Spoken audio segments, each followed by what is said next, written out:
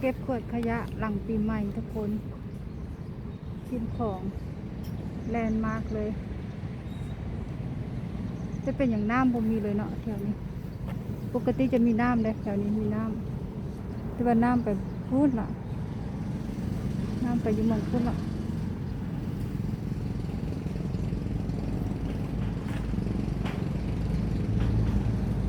ตอนห้ามาเบิ้ลผลส่งเรือหันลงไปน้อยหนึ่งละแข่งกันแข่งเรือแข่งอยู่หมองใดทุกคนเอาเจาะแต่ว่าน้ำแห้งก็แล้วมีน้ำแล้วน้ำหายเป็นแลนด์มาร์คแคมป์ของนะทุกคนริมฝั่งโขงท่าวัดจันทร์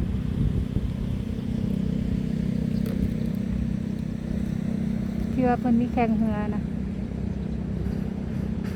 มีแข่งเรือยาวแต่ตอนนี้นั่นมันบ่มีน้ำละทุกคน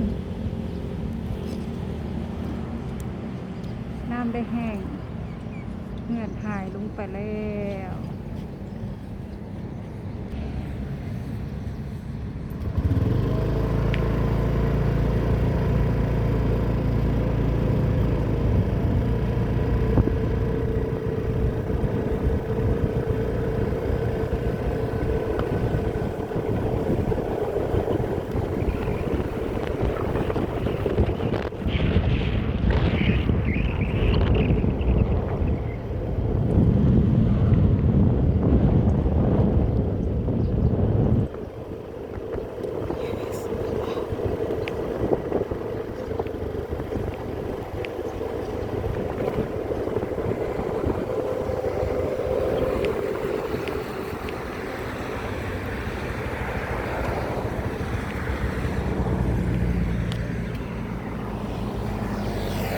น้ำบ่มีแล้วเด้อทุกค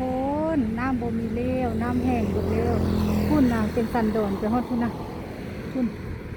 เป็นสันดอนไปฮอดพุ่นน่ะแทบจะกิวเลยโอ้ถ้าแห้งอันตรายได้นี่นะมันคือแห้งโคตรแล้วตอนน้ำท่วมมันนะมันท่วมมาฮอดที่เด้ตอนน้ำท่วมนะเพิ่นท่วมมาฮอดที่นะเนาะไม่ดีเนาะหลังคานี่ก็ริบเลยนะหลังคาร้านอาหาร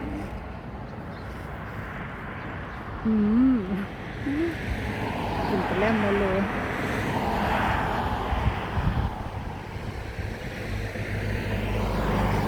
อันนี้เป็นตลาดกลางคืนด้วยทุกคนตลาดกลางคืนที่เป็นรถเข็นแล้วเป็นตุ้มๆนี่มันของขายเขาเบิดแล้วของขายของแม่ค้าพ่อค้าคนมาจอดเรียงรางไว้จอดมองไผ่มองมันเนาะสบายดีแล้วก็สวัสดีหมดทุกคนสวัสดีเด้อทุกคนจะน้อยข้ามาบนกินของริมฝั่งโขงท่าวัดจันทร์ทุกคนที่ว่าท่าเพิ่นนั้นมาแข่งเรือเนาะประเพณีลาวนะเป็นท่าวัดจันทร์นี่แหละดังคนเมืองแต่ว่าน้ำนี่ได้แห้งหมดแล้วทุกคนเลยตอนน้ำท่วมมาฮอดทีเนาะแต่ว่าตอนก่อน2 ปีนี่นะน้ำนี่บ่ได้เคยแห้งปานนี้ได้อันนี้น้ำแห้งแท้แห้งว่าทุกคนมึงนะสันดอนนี่จนเป็นสวนแล้วนะเพิ่นเฮ็ดสวนได้ก็สวนอ้อยสวนมันสวนถั่วเนาะแต่ว่าเพิ่นก็บ่ได้เฮ็ดเนาะน่าจะเฮ็ดเป็นยอมๆเพราะว่าเห็นกระตุกกระต๊อบที่นั่นคือโอ้โหงานเลยทุกคนมันแห้งได้แห้งว่าน้ำนะ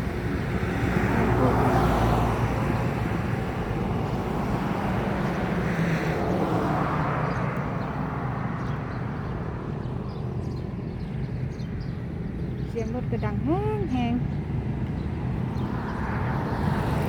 ตึกแดงๆเป็นดอนจันพาเลทนะทุกคนโรงแรมดอนจันพาเลท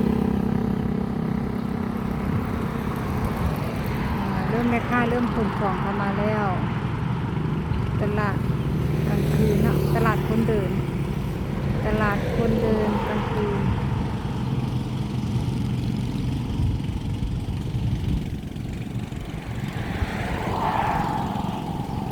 สิเลาะมากินแล้วหิวข้าวเนาะเราสิเลาะมากินข้าวแต่ร้านอาหา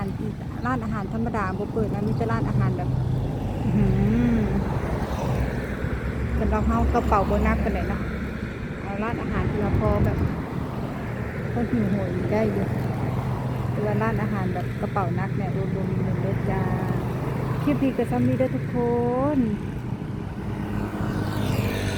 ขอบคุณทุกกำลังใจที่แวะเวียนเข้ามาเด้อขอบคุณมากมาย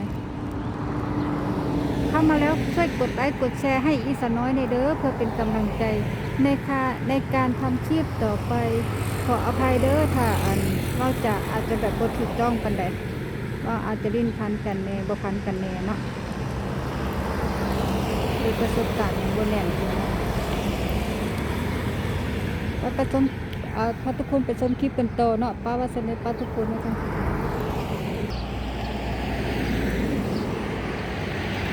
ฟังนั้นจะเป็นฟังหนองคายเด้อทุกคนเป็นฟังหนองคายฟังน่าจะเป็นสีเชียงใหม่นะทุกคนถ้าบ่สีเชียงใหม่เป็นฟังเหนือเลยเด้อทุกคน